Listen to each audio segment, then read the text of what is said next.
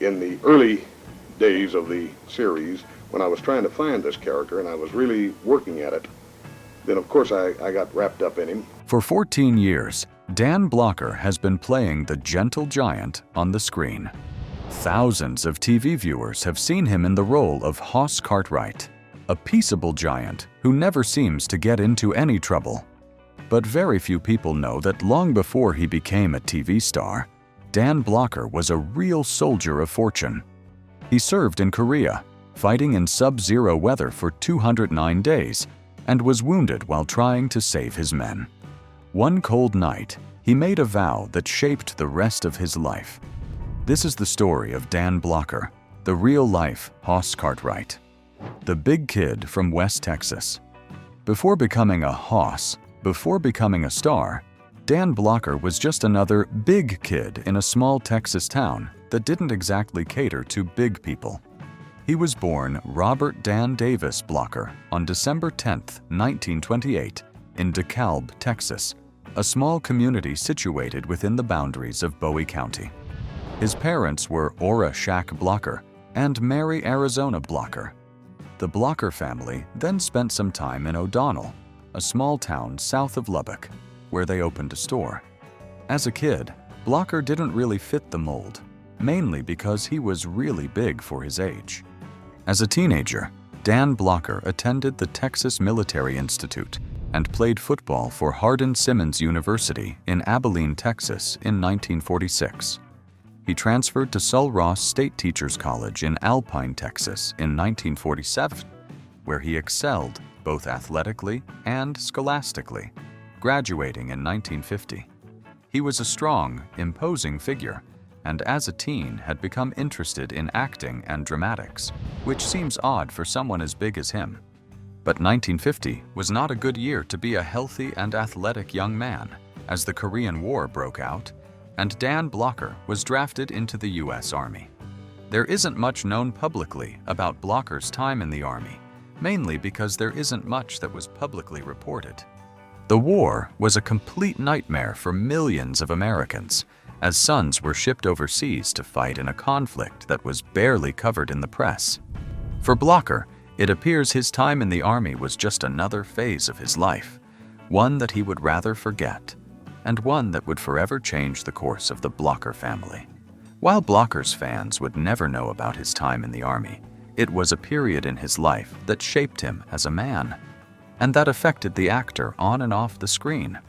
In many ways, Blocker's time in the Army was a war of its own, one that he fought valiantly in.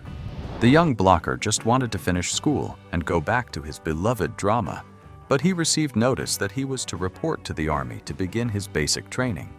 Blocker's journey to the Korean War began in 1950, when he reported to Fort Polk, Louisiana, for his basic training. From there, he was sent across the Pacific Ocean to Sapporo, Japan, for more training before he ever saw the battlefield in Korea.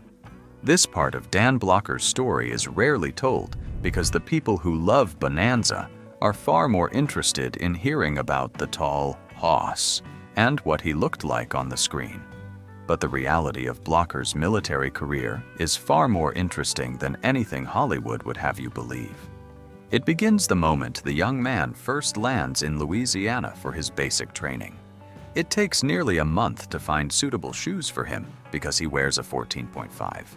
It may seem like a small detail, but in many ways, it helps explain how big Dan Blocker really was. It is unlikely that a man of such stature could be found nowadays on the battlefield in Iraq or Afghanistan. By the time his training in Japan was complete, Blocker was no longer the athletic teen and football player of Sul Ross. He was a soldier, and he was on his way to face the unforgiving cold of the Korean winter, into the frozen hills of Korea. The Korean conflict is one that is largely forgotten and understudied nowadays. Surrounded by the glory of World War II victories and the tragic events of the Vietnam War, the Korean one became relegated to the status of the Forgotten War. But for those who participated in it, it was not a war that ended before they could join.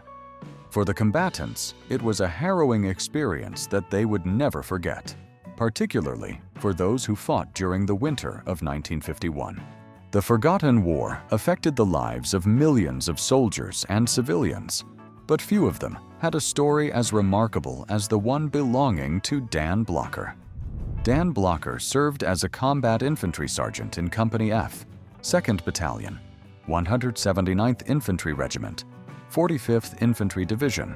He was on the front line during the Christmas Eve 1951, having already participated in the amphibious landing at Incheon. Think about the contrast that Blocker experienced for a second. While he and his comrades got caught in the frigid Korean winter, Americans back home were busy exchanging gifts and eating their traditional holiday meals. Dan Blocker was a 23-year-old ex-footballer, and he had been in Korea for several months before he was sent to the front. He joined the 45th Infantry Division at the very beginning of his tour on the western coast of Korea. Blocker was one of the participants in what is now referred to as the Stalemate of Chwan. This term refers to the fighting around the Chwan Valley, where the armies of China and North Korea attempted to break the firmly held U.S. defensive position known as the Jamestown Line. The war had been going on for almost 3 years, and it produced a large number of intense campaigns of an offensive-defensive nature, but none of them seemed to exemplify the grim nature of the war better than the fighting in the Chwan Valley. The battles there raged on with both sides suffering frightening casualties, with neither side able to gain a significant advantage over the other. Soldiers from both armies fought over a small area, with the front lines shifting back and forth several times a week. Such conditions meant that neither side could have a proper rest or build-up before the next clash, which usually occurred within a matter of days. The war was a brutal affair, with both sides losing tens of thousands of soldiers each. But the battles of the Chwan Valley seemed to epitomize the misery of this theater. 209 days of intense and exhausting fighting awaited Blocker and his regiment. They had to dig their foxholes and trenches to take shelter from the cold Korean winter, artillery shelling, and enemy bullets. It is noteworthy that some of the most famous battles of the Korean War occurred on this front, with Old Baldy and Porkchop Hill being specifically remembered for their terrible conditions and horrifying toll in human lives. This was not a campaign, not even a battle. It was sheer survival for Blocker and his friends. They had to take care of themselves in all conditions, from the cold of the winter nights to the hot and humid battles during the day. The forgotten war did not grant its participants a break, and despite his status as a former athlete, Blocker still struggled with the cold Korean nights. This is the part of the biography that Blocker apparently does not like to talk about, as most of his later fame was achieved through portraying a cowboy on the television series The Ponderosa, which was set in the American West. But the former soldier still had to live through a year of the most severe conditions of the Korean winter, surviving by trench and fighting for every square mile. The night that changed everything. Every combat veteran has a memory from the war that haunts him or her for the rest of his or her life, being impossible to escape from, regardless of the time passed since the end of hostilities and the path of life that the person has undertaken. Dan Blocker was not an exception, as he had a particularly horrifying experience during the Korean conflict that affected him deeply and contributed to him developing a certain philosophy in life, which he later shared publicly many years after the event. Blocker spoke about the incident in Korea in 1965, and the excerpt from the interview reveals not only the personal tragedy that occurred during the war, but also demonstrates how the war affected Blocker's personality. Before Korea, he used to hunt, and guns were nothing unusual to him, being a part of the landscape and the culture of Texas, where he lived. However, the experience that Blocker had gone through in Korea changed his perception of firearms dramatically, as the things he saw there made him realize that he would not use a gun to hunt animals anymore. The fact that Blocker had such a traumatic experience in Korea is not surprising. given the nature of this war and the horrors that it brought to the soldiers on both sides. Nevertheless, it is still surprising to learn about the details of this experience, as they demonstrate that Blocher was a very conscientious and humane person, even before he became a part of the military. He was not the type to shoot at people, even during the war, as he saw the meaning in every human life and did not consider guns to be a part of his personal identity, being horrified by the realization of what firearms represented. During the same period, Blocher was wounded during an engagement while attempting to provide aid to his fellow soldiers, who were also in mortal peril. According to the description of his time at war, Blocher was not a coward, as he exposed himself to danger deliberately and unnecessarily, as he could have remained safe while the enemy was attacking his unit at the Jamestown line. This fact adds to the understanding of Blocher as a humane and kind person who was not afraid to stand by his comrades when they needed help. It also adds to the sense of tragedy that is associated with the end of his military service and his return to civility, as the man who went to war was very different from the actor that people saw on the screens in the television series Bonanza.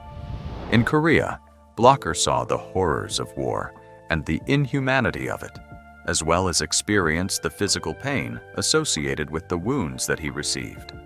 Thus, he was forever changed as a person, as the things he saw and felt could not be unseen or unexperienced. However, Blocher was not entirely broken by the war, as he returned to his unit after his wounds had healed to serve again until his regiment was withdrawn from the line of fire in July 1952. The regiment was sent to Yanggu, South Korea, to be placed in reserve, and Blocher remained with his regiment until this moment. After that, he returned to the United States to heal once more. Eventually, he received the Purple Heart, awarded for his bravery and sacrifice, but nothing could have taken the painful memories of the war from him. The promise he had made to himself on the mountain in Korea remained as strong as ever, even after the war had ended. A chest full of medals, a war nobody talked about. By the time Dan Blocher's Korean War service concluded, he was honored with a variety of medals and decorations, including the Purple Heart, National Defense Service Medal, Korean Service Medal, and 2 Bronze Campaign Stars. Republic of Korea Presidential Unit Citation, United Nations Service Medal, Korean War Service Medal, and the Combat Infantryman Badge. As commendable as this list may appear, every award signifies a particular battle that Blocher was involved in. While the majority of the accolades were earned during the conflict, the Combat Infantryman Badge was more personal than most, since he had to participate in ground combat. In other words, Blocher was not among the soldiers who stayed in the rear areas, safely away from the dangers and chaos of the front line. He was a combat infantryman, and the badge was a distinguished token of valor and recognition that he experienced the horrors of the Korean War battlefield firsthand.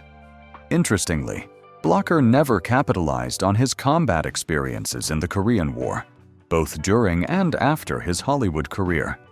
He did not use his military credentials as a propaganda tool to promote his civilian employment.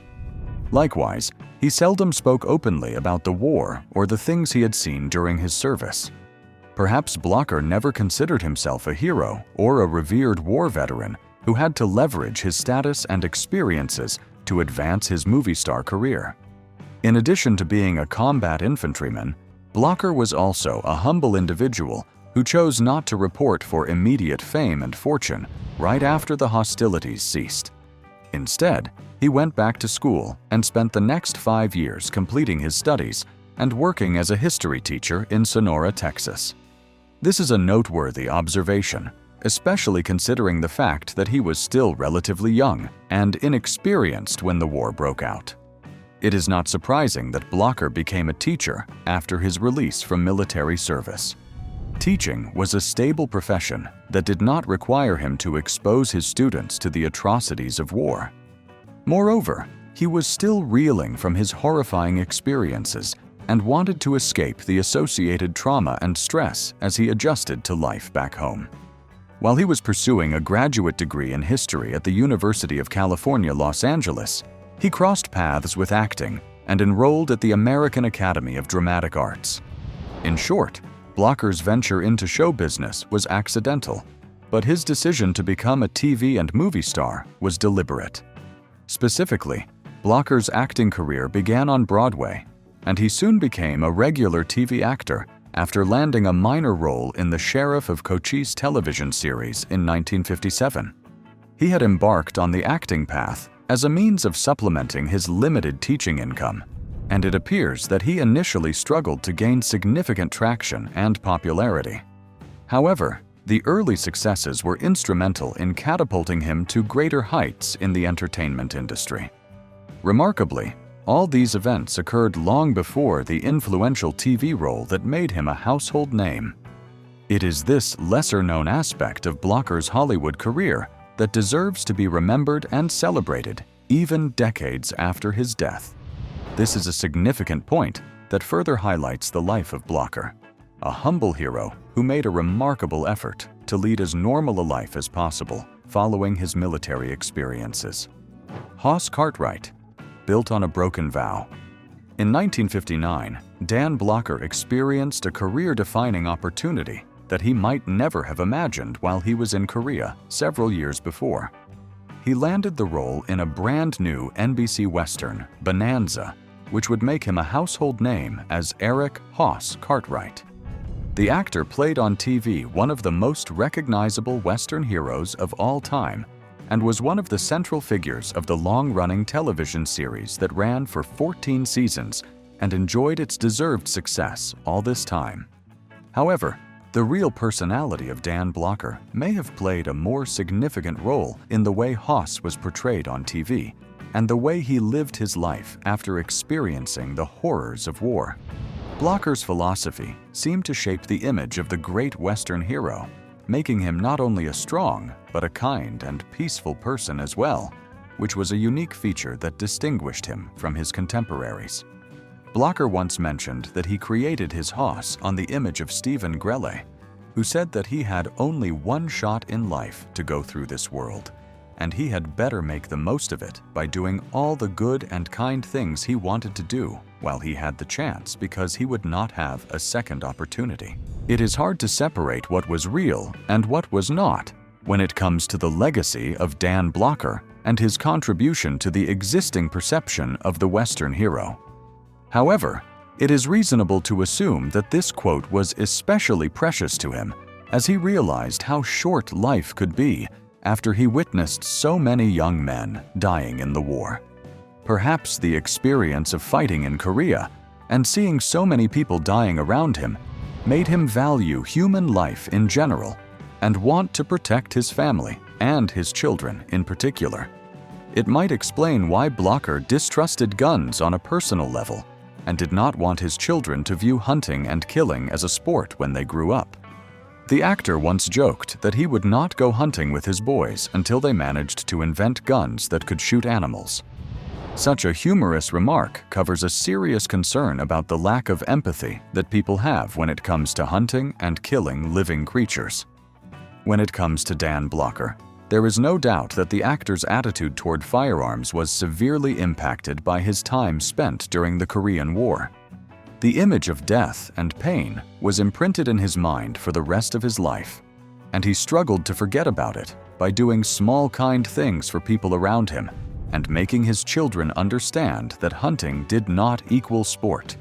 It is hard to imagine that behind the mask of a kind and generous Hoss Cartwright, there was a man who experienced tremendous stress and anxiety because of real-life violence.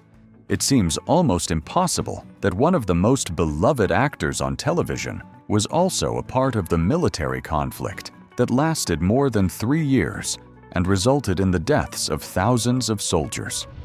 While millions of people watched Dan Blocker act as one of the most recognizable cowboys in the world, his real life and the way he perceived the world around him were fundamentally different. The actor rarely talked about his time in the Army, but it was clear that it had a brutal effect on him.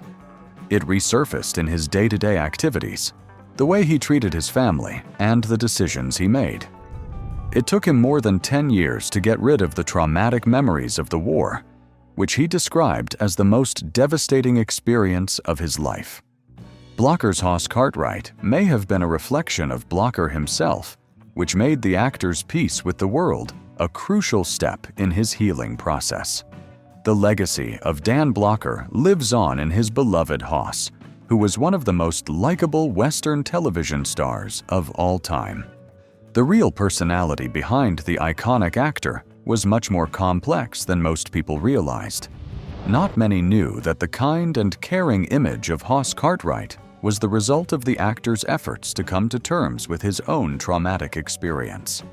On the inside, Blocker struggled with the dehumanizing aspects of war and sought to mitigate the devastating effects of it by spreading kindness and peace throughout his acting career.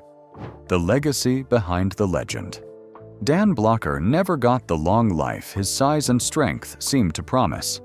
He died on May 13, 1972, after complications from gallbladder surgery led to a blood clot in his lung. He was only 43 years old. Bonanza was still airing new episodes at the time of his death, and the show actually addressed his passing on screen, something almost unheard of in television at that point. It's been described as one of the first times a series ever acknowledged the real-life death of one of its actors within the show itself. That alone tells you how deeply Blocker was respected, both by his co-workers and by the network. He left behind his wife and 4 children, and 2 of his sons, Dirk and David, went on to work in the entertainment industry themselves. His legacy carried on, not just through reruns of Bonanza, but through the family he left behind. Today, when people talk about Dan Blocker, the conversation almost always starts and ends with Hoss Cartwright. The cowboy hat, the size, the gentle voice. Very few people connect the dots back to a frozen mountain in Korea, to 209 days of combat, to a young sergeant who got shot trying to save his own men, and to a private vow he made that changed how he saw violence for the rest of his life. Some details of his life are preserved today at the O'Donnell Heritage Museum in his Texas hometown, and there's even a bust of him in a local park. But his real story, the one about who he was before television, isn't nearly as well known as the character he played. Dan Blocker spent 14 years playing a peaceful giant on horseback. What most people never realized is that the peace wasn't just acting. It was something he earned the hard way, on a hillside in Korea, long before anyone knew his name. If you enjoyed this story, make sure to like the video, subscribe to the channel, and leave a comment telling us what you thought about Dan Blocker's incredible life. Thanks for watching, and we'll see you in the next one.